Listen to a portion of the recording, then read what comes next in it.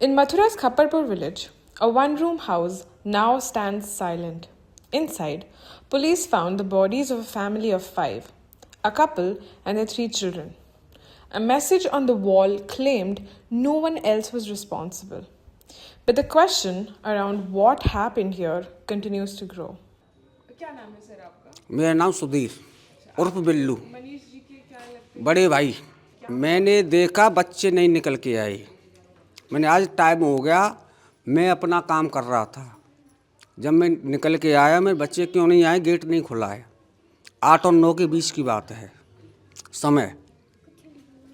जब मैंने देखा तो गेट नहीं खुल रहा है। मैंने अपनी बच्ची भेजी, उसने बोला चाची चाचा गेट नहीं खुल रहा है। उसके बाद हम गए,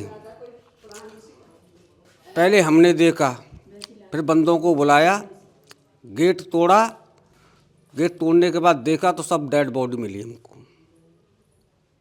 दीवार पे लिखा है, सुसाइड नोट भी लिख के गया है, वीडियो बना के गया है कि इसमें किसी का हस्तक्षेप नहीं है। हमारे घर वालों को कोई पुलिस वाला, कोई प्रशासन टॉर्चर ना करे। जो इतना बड़ा हादसा हुआ, परिवार में कभी भी किसी चीज़ के बारे में ऐसी बात नहीं हुई थी कि कोई समस्या है या किसी नो नो नो नो, इस चीज़ को कोई बंदा नहीं बता सकता है कि जिस चीज़ से ये परेशान है। अभी आप बता रहे थे कि तांत्रिक विद्या का क्या था इनका? तांत्रिक विद्या तो किसी ने बता दी, वो उनका गुरु है, ये उसका चेला था। थोड़ा बहुत काम करता था, जो भी आइटम देता उसको बना के यहाँ से पहुँचा देता। I'm currently standing in Mathura's Mahavan area, where 5 people of a family died by suicide, and that has shocked the entire village. Right now, I'm standing right behind the house where the incident took place. 5 people of the family that were Manish Kumar, his wife Seema, and their 3 children were found dead inside this house.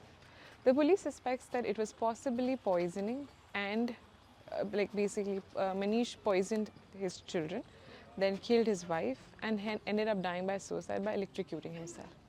This was told to us by Manish's brother, who resides in this particular house. He told us that every morning all the children usually come out to play, but on the day of the incident, nobody came out to play. By 8 to 9 a.m., he noticed that there was something suspicious. So he went and knocked on the door, but nobody opened. He ended up breaking down the door along with other villagers, only to find 5 bodies inside the room.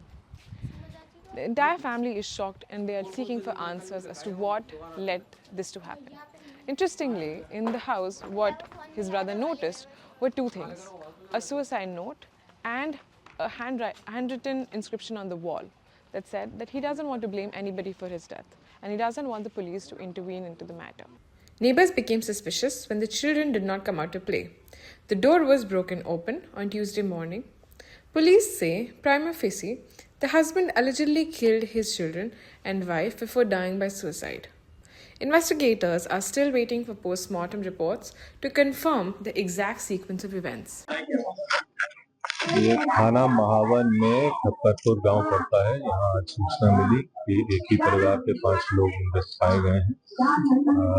मौके पर थाना police द्वारा पहुंचकर जांच की गई तो पाया गया ये मनीष नाम के व्यक्ति हैं जो खेती का काम करते हैं।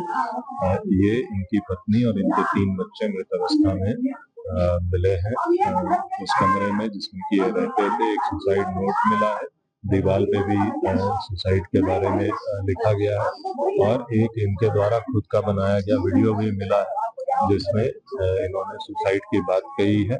सभी बॉडीज को पोस्टमार्टम के लिए भेजा जा रहा है। ये सूचना इनके मृतक के भाई द्वारा दी गई। उनके द्वारा बताया गया कि जब सुबह बच्चे बाहर खेलने नहीं आए तो उनके द्वारा दीवार फांद करके अंदर प्रवेश किया गया और फिर वो कमरे में दरवाजा तोड़ करके वो अंदर घुसे और उनके साथ और भी गांव के लोग थे और उसके बाद उन्हें वो डेड बॉडीज दिखाई दी। इस सूचना पर उनके द्वारा पुलिस को अवगत कराया गया। बॉडीज को पोस्टमार्टम के लिए भेजा जा रहा है और अग्रिम कार्रवाई करवाई जा रही है। I'm currently standing here in Haveli Shapur. This temple is where Manish used to come for worshipping. However, this temple has become the epicenter of the entire incident because the family has alleged that this is where he got involved in occult practices because of the priest whose also name is Manish. However, Manish's father clearly denies all rumors and says that there are no occult practices happening here. He says people of the village who live nearby come here whenever they have issues and they usually conduct Havan.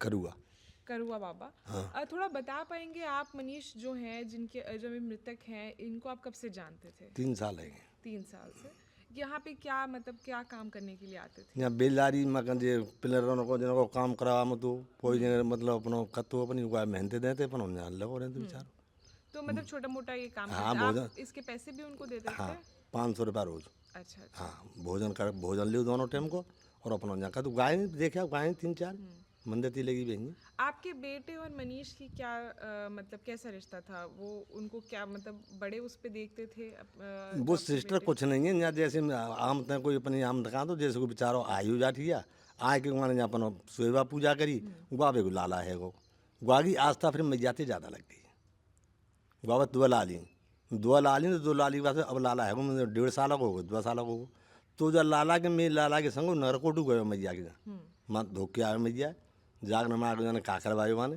तो जब ते लोग अब तो 7-8 महीना से 7-8 महीना से बीमारी हम थांगा लगा मत चौंक गाँव को और हम तो कोई बता मत कि टाइफाइड में चल लो डॉक्टर को इलाज चल लो है तो हम दुखी रहते हैं यहाँ मत तो काम धंधो करवा में तो रहते कोई कारण था मनीष का ये आस्था पूजा पाठ में आने का कुछ बताया था आपको ना कुछ नहीं कुछ नहीं ना सो कुछ कभी हवन वगैरह ना करवाया ना ना वो बहने को अब सेवा पूजा में लग गई और कुछ ना हो वह सेवा पूजा में आको दिल लग गई वाको और कुछ ना हो मेरे यहाँ कोई बेचारा कोई हेमाली ना होती हो दारू पी मत हो गंडा खा दो मच्छी कुछ नहीं सादा सिंपल आदमी था अच्छा एक गुटका जरूर खा दो बेचारो और खाओ में ना हो Now, according to Mathura police, the preliminary investigation says that Manish first killed his family, his children, and his wife by strangulating them and by attacking them, and later killed himself by electrocution.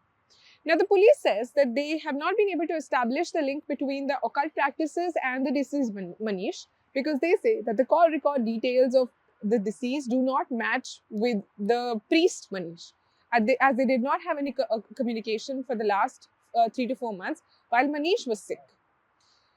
Now, we spoke to a lot of people in this particular village, and they say that the priest Manish has been a very important figure.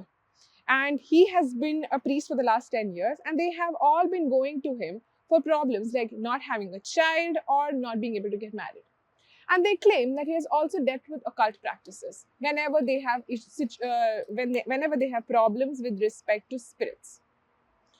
Now, from this story, what we are able to gather is that the police is now investigating as to what went wrong with the deceased Manish.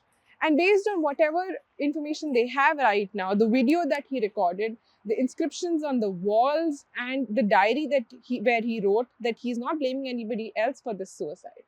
Police is investigating on these angles. So far, no case has been registered in this particular matter because the police says that they have not been able to establish any criminal link.